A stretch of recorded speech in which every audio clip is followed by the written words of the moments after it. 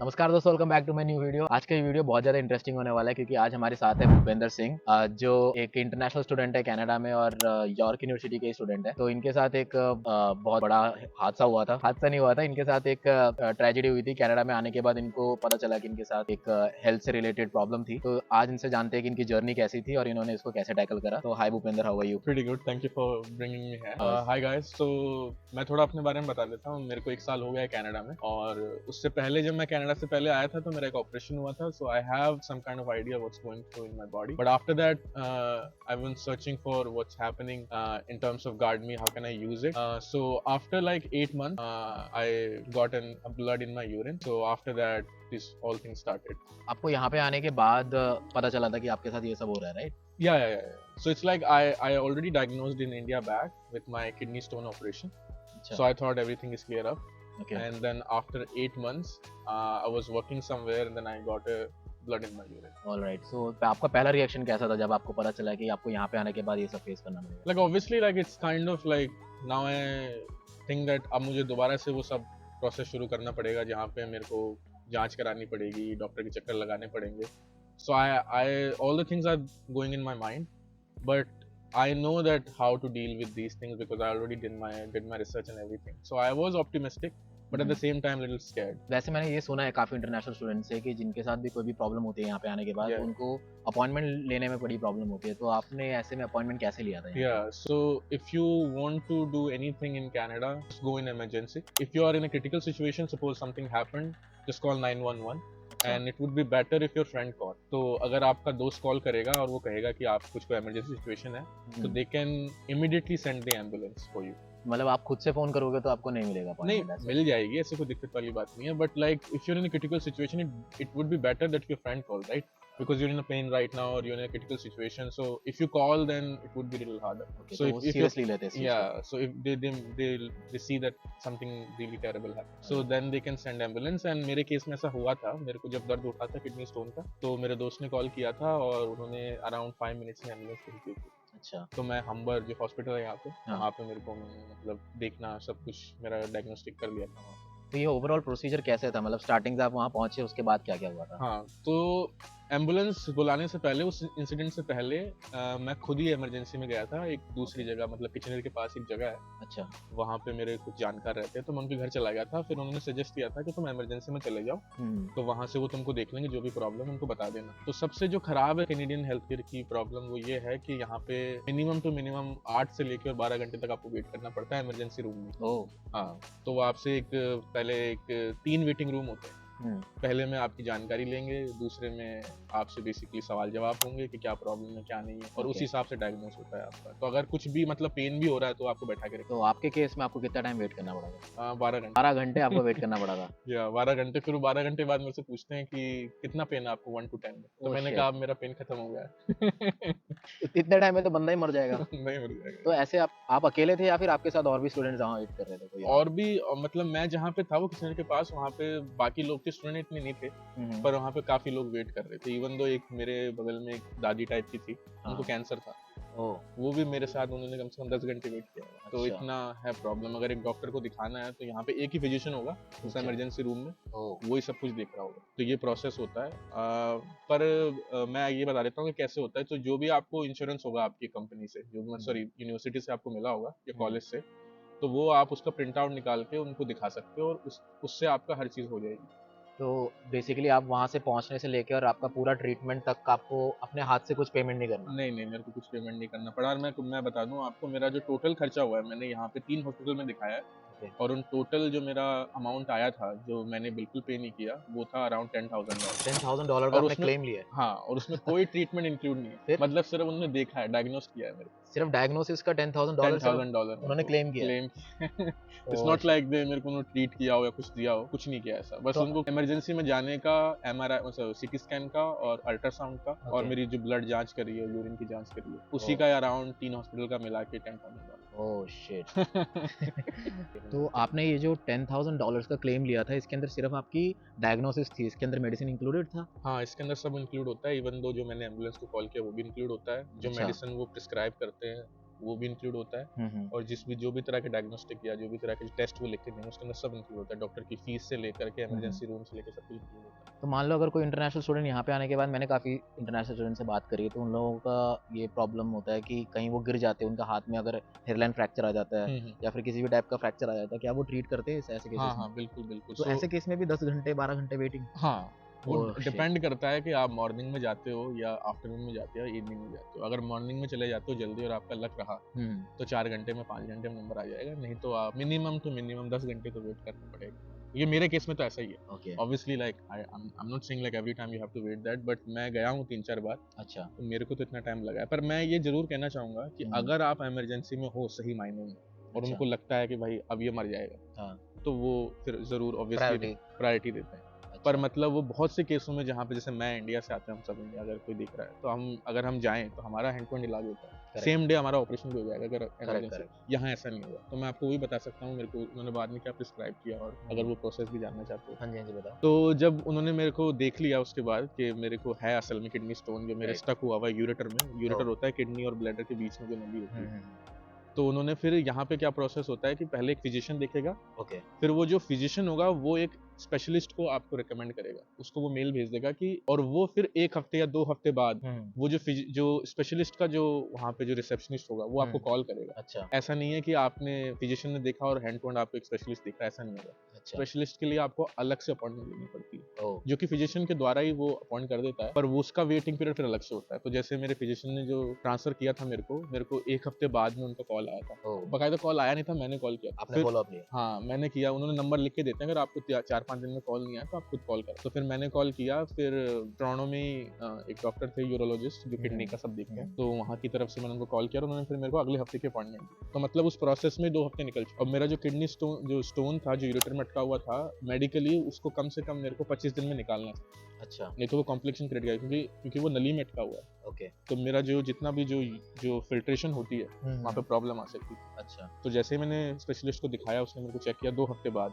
तो उसने जो ऑपरेशन की डेट दी मेरे को, वो दी मेरे को जस्ट 25 दिन की बाद, क्योंकि उससे कोई अवेलेबल था ही नहीं।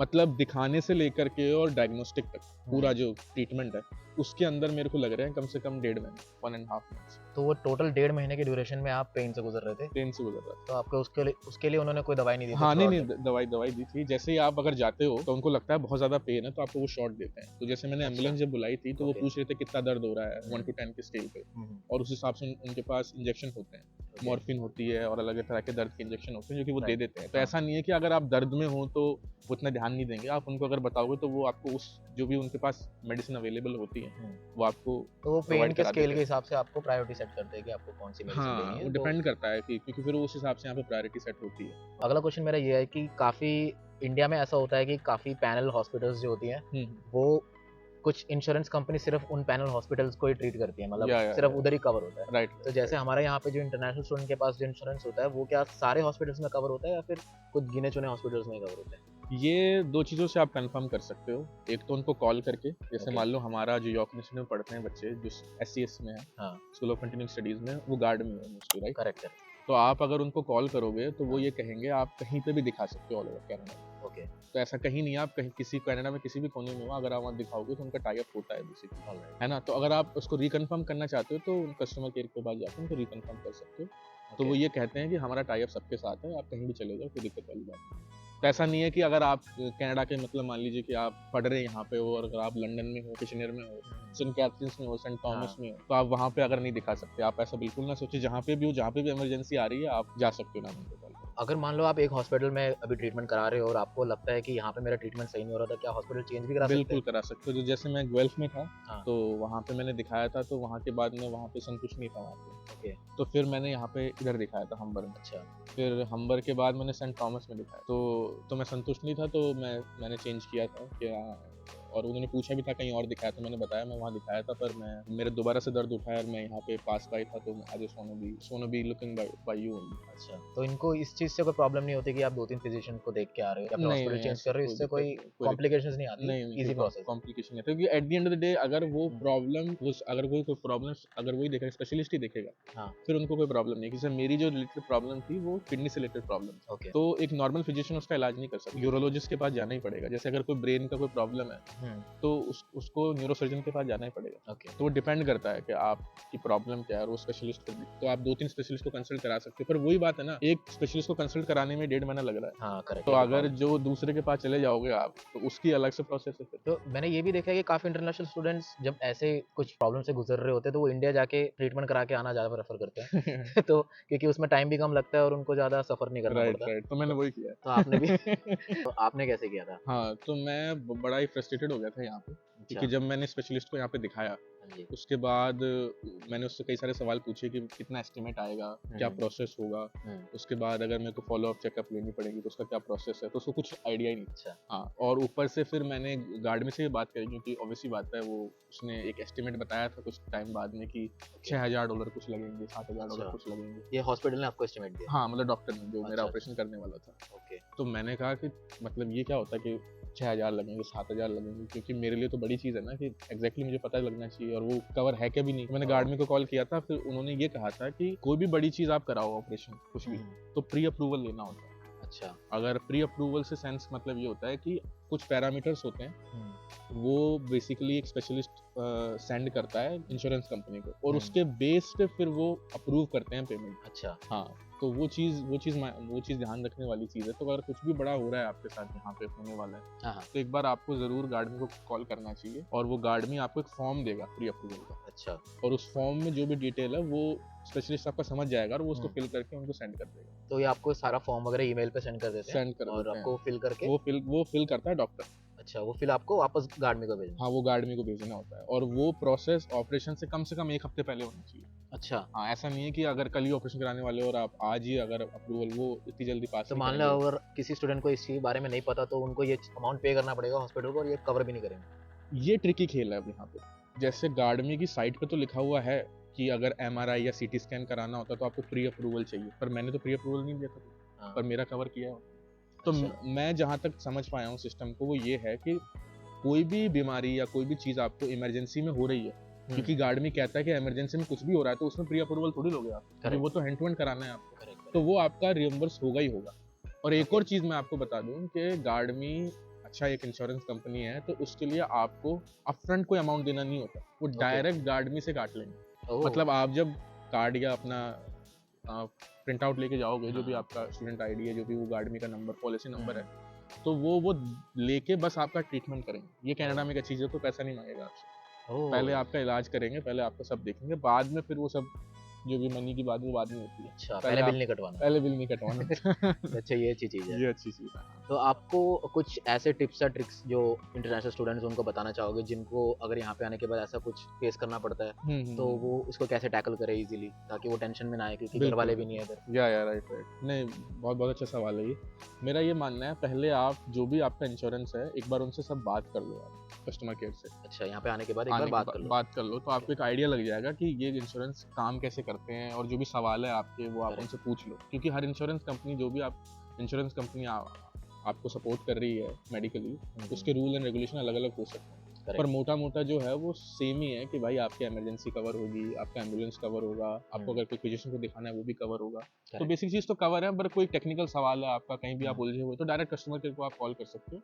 करेक्ट। उसके लिए दूसरा मेरा ये कहना है कि अगर आप टोरंटो दिखा पाओ तो वो सबसे बेस्ट है, विद इन टोरंटो एरिया में। हाँ। अच्छा। क्योंकि इनको क्लेम को सबमिट करना आता है, यहाँ पे थोड़ा इनको नॉलेज है इंश्योरेंस कंपनी को क्लेम करने।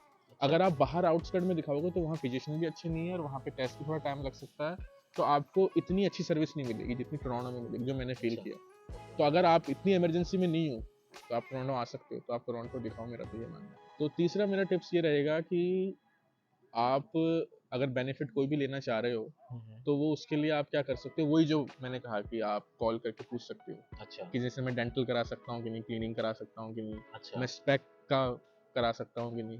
वैसे ये स्पेक्स वगैरह कवर्ड होता है? ये डिपेंड करता है इंश्योरेंस कंपनी पे। अब मेरे को इसका आइडिया नहीं है, पर जैसे मैंने कहा, अगर मैं कल को कराना चाहता हूँ तो मैं कॉल करके पूछ सकता हूँ कि मेरे दांत में इशू चल रहा है, मेरे उसमें इशू चल रहा है ना। क्योंकि सबसे ज्यादा कॉमन इशू दांत का दर्द, आंखों में जलन, या फिर राइट फ्रैक्चर होता है। हो सकता है, बिल्कुल करा सकते हो, पूछे जा सकते हो, कोई दिक्कत वाला। तो अगर ये सब कवर करते हो तो आपको पहले पूछ के ही ये सब करना, मतलब आपके पीस ऑफ माइंड के लिए, कि आपको ये ना लगे कल को लगता रहे कि यार कहीं मेरे को तो पे नहीं करना पड़ेगा इसको, है ना। और हाँ और एक जो आखिरी चीज़ है कि ये प्रॉब्लम आ सकती है कि आपको ये लगे कि प्री एग्जिस्टिंग कंडीशन उसमें लिखा हुआ होता है ना, कि मान लो कि मेरे को किडनी स्टोन की प्रॉब्लम थी पहले से इंडिया इंडिया में। से ही थी, हाँ, तो आपने डिक्लेयर करा था उसे?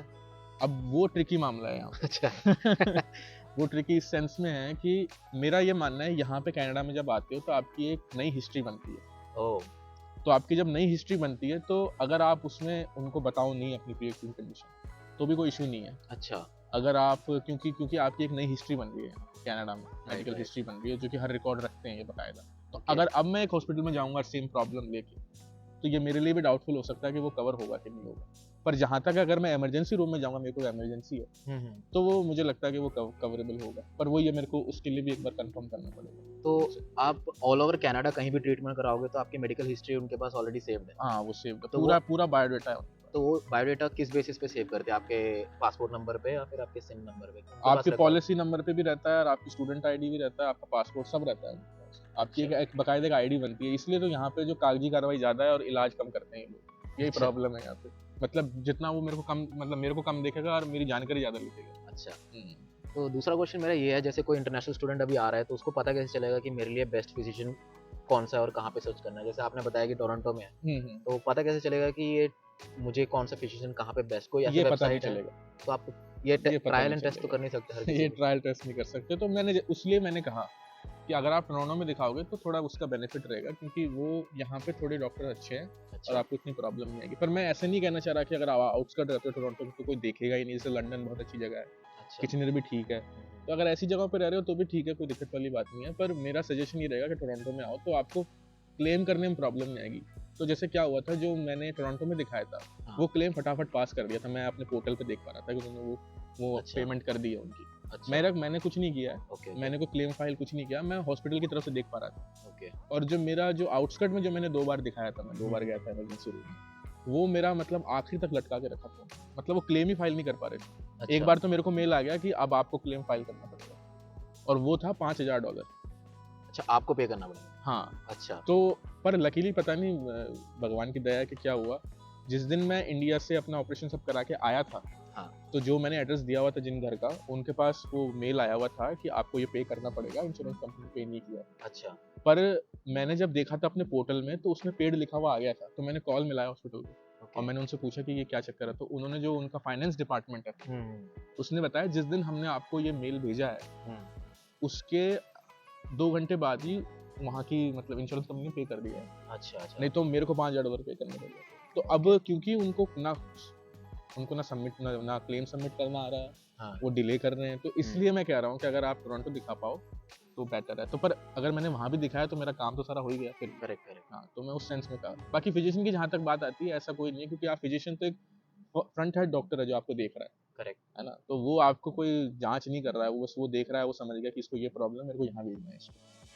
तो वो जो करंट में प्रॉब्लम चल रही है उसका सोल्यूशन देता है वो। पर जो लॉन्गर टर्म में प्रॉब्लम है, जो आपको जैसे किडनी की या हार्ट की है, किसी की भी प्रॉब्लम हो जाती है, तो वो स्पेशलिस्ट के ऊपर निर्भर करता है। दूसरा क्वेश्चन मेरा ये है कि मान लो आपने यहाँ पे अपना मेडिकल जो ट्रीटमेंट है उसको रोक के आप इंडिया गए थे, तो आपने यहाँ से कौन कौन से डॉक्यूमेंट्स वहाँ के इंडिया के डॉक्टर को दिखाए, लाइक यहाँ पे अपने रिकॉर्ड्स कैसे दिखाए उनको? हाँ, तो मेरे इंडिया का जो मेरा स्पेशलिस्ट है, जो मेरे को देखता है मेरी किडनी को, वो पहले कह दिया था जितना एक्सपीरियंस मेरे पास है उतना ही एक्सपीरियंस का बंदा तो अगर कनाडा में चाहता है तो तेरे को कम से कम 6-7 महीने लग जाएंगे, क्योंकि उसका वेटिंग पीरियड इतना ज़्यादा होता है। अच्छा। तो क्योंकि मैं इंडिया में, तो हमारा मेडिकल सिस्टम बहुत अच्छा है उस as compare to Canada. Correct. तो मेरे को कुछ ले जाने की ज़रूरत नहीं पड़ी थी। उसने मेरा दोबारा से CT स्कैन कराया था। अच्छा। हाँ, दोबारा सारी जांचें कराई थी, उसके बेसिस पे फिर उसने डायग्नोस सब लिख के दिया था। तो आपने यहाँ पे जो जो ट्रीटमेंट कराया था उसका कोई भी रिकॉर्ड्स उनको नहीं, देखने की मैंने जरूरत- दिया था उसको कि मैंने ये कराया। मैं इवन दो मैंने उसको दिखाया भी था, यहाँ पे जो भी रिपोर्ट आई थी वो मैंने दिखाई भी थी उसको ऑनलाइन कंसल्टेशन में। ओके। तो उसने वो सब कहा था। पर प्रॉब्लम यहाँ पे क्या है, जब आप CT स्कैन कराते हो तो आपको ये फिल्म नहीं देते। अच्छा। ये आप डायरेक्ट आपके पोर्टल पे होती है, और पोर्टल को आप एक्सेस नहीं कर सकते, सिर्फ डॉक्टर एक्सेस कर सकता है। ओ हाँ, ये भी मैंने सुना। तो प्रॉब्लम क्या आती है, अब देखो आप, ये भी ब्लंडर है यहाँ का। मेरे अल्ट्रासाउंड में स्टोन की पोजीशन और स्टोन का साइज अलग आया है, अच्छा। और मेरे CT स्कैन में अलग आया है। अच्छा, मेरे जो पहला CT स्कैन कराया उसमें मेरा स्टोन साइज अलग आया, और दूसरे CT स्कैन जो कराया मैंने टोरंटो में वो अलग आया है।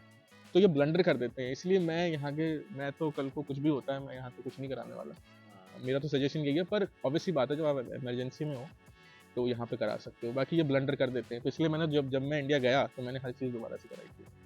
सही और फिर किया। मैं ठीक करके आया। ये अच्छा ही है। या तो यहाँ पे बीमार नहीं पड़े तो अच्छा है। तो मेरा अगला क्वेश्चन ये है कि जैसे ये जो इंश्योरेंस है ये आपके स्टूडेंट के पीरियड तक ही वैलिड रहता है, लेकिन आप अगर वर्क परमिट पे आ जाते हो हुँ, हुँ। तब जो हमारे पास जो इंश्योरेंस वगैरह होता है हुँ, हुँ। बाय गवर्नमेंट, हुँ। वो सेम पैनल हॉस्पिटल्स रहती हैं या फिर उस टाइम डिफरेंट हॉस्पिटल्स हाँ, होते हैं? ये भी बहुत अच्छा सवाल पूछा आपने।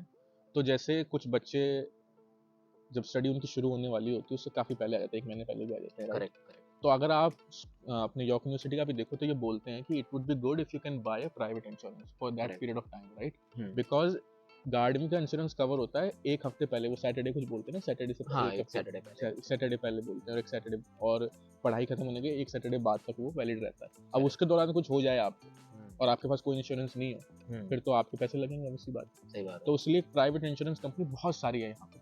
ओके, तो वो भी $80, $90, $100, $150 में आपका 2 महीने 3 महीने के लिए कवर कर देती है। तो ओके। एक तो वो बात हो गई कि अगर हुँ, आपके पास इंश्योरेंस नहीं है, खत्म हो रहा है, आपकी पढ़ाई खत्म होने वाली है, या हुँ, आपकी पढ़ाई से पहले आप आ गए हो, तो वो आप बाय कर सकते हो, to be on a safer side. दूसरी ओके, बात कर देते हैं वर्क परमिट की। तो वर्क परमिट पे यहाँ पे ओंटारियो मिलता है ओहिप। करेक्ट। ओहिप मिलता है, पर ओहिप तभी मिलता है जब आपको 6 महीने हो जाए वर्क परमिट पे, 5 से 6 महीने, ओह! राइट। ऐसा है? हाँ। मतलब ऐसा नहीं है कि आपने वर्क परमिट अप्लाई कर दिया और आपको ओएपी के लिए एलिजिबल हो गए, ऐसा नहीं, नहीं नहीं, है? वो टाइम एक ड्यूरेशन होता है जब तक आपको काम करना पड़ता है, इसलिए मैं कह रहा हूँ उस दौरान भी आपको एक प्राइवेट इंश्योरेंस बाय कर लेना चाहिए, तो टू बी ऑन अ मतलब सेफर साइड। 6 महीने में तुम ओएपी के लिए एलिजिबल हो गए, 6 महीने में वो डॉक्टर मिलेगा, हाँ। डेढ़ साल में ऑपरेशन होगा, इतने हाँ, में बंदा मर जाएगा। मैं एक जगह काम कर रहा था, तो वो कैनेडियन ही थे, तो मैंने उनसे पूछा कि उनसे मेरा मेडिकल की बात चलने लग गई, तो वो बता रहे थे अच्छा, कि मेरी मेरी वो बता रहे थे कि मेरी मम्मी का जो हिप रिप्लेसमेंट है, उसकी हाँ, जो डेट आई है वो 2.5 साल बाद की आई है।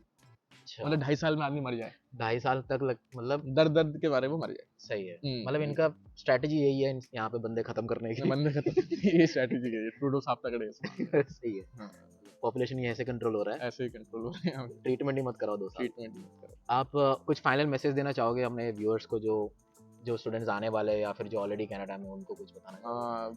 अब जैसे एक स्टूडेंट है वो बहुत सारी चीज़ों से गुजरता है, और ख़ास तौर पे मेडिकल की चीज़ हो जाए उसके साथ, फिर तो वो कुछ ज़्यादा ही गुजरता है। आपके केस में भी ऐसा? हाँ, तो पर लकीली मेरे केस में लोग थे जिन्होंने मेरी बहुत हेल्प करी। राइट। तो मेरा सबको यही मैसेज होगा कि यहाँ पे हम जितना ह्यूमैनिटी को और जितना लोगों को एक दूसरे को सपोर्ट करें हर चीज़ में, हुँ, उतना हम उतना हम उस चीज़ को डिमोनाइज़ कर सकते हैं कि जो हमारे अंदर बैड थॉट्स आते हैं, बैड फीलिंग्स आती हैं यहाँ आने के बाद। Correct, correct. क्योंकि यहाँ पे अब मैं जो देख पा रहा हूँ वो यही है कि हर कोई बहुत मतलबी हो जा रहा है, किसी को हाँ, कोई लेना देना ही नहीं है। करेक्ट। और इस सिचुएशन में खास तौर पे आप किसी को बीमार देखें, तो हुँ, एक जो मेंटल सपोर्ट होता है, जो किसी भी तरह से हम सपोर्ट कर पाते हैं, वो बहुत मायने रखता है। तो बिल्कुल। मेरा फाइनल मैसेज ये है कि आप मदद करें जितनी कर सकते हैं लोगों की, हुँ, हुँ, क्योंकि at the end of the day life का मीनिंग यही है कि हम एक दूसरे की मदद करें। बिल्कुल सही बात है। And thank you so much that you bring me here, and I wish that people can get little bit of help of this because of thank this you so video. Much आपने time निकाला क्योंकि thank ये you. बहुत ज़्यादा important topic था, काफ़ी right, right. International students को इसके बारे में पता नहीं है या और कोई भी इसके थ्रू गुज़र सकता है, तो सबको ये इन्फॉर्मेशन बहुत ट्रू, इम्पोर्टेंट ट्रू। है और काम आएगा। Thank you. तो मिलते हैं अगले वीडियो के अंदर, बिल्कुल, आप होपफुली आपको कुछ अच्छा सीखने को मिला है इस वीडियो के अंदर से। तो अगर आपको पसंद आया तो लाइक, शेयर और सब्सक्राइब कर देना और मिलते हैं अगले वीडियो के अंदर। तब तक के लिए बाय-बाय। Bye bye.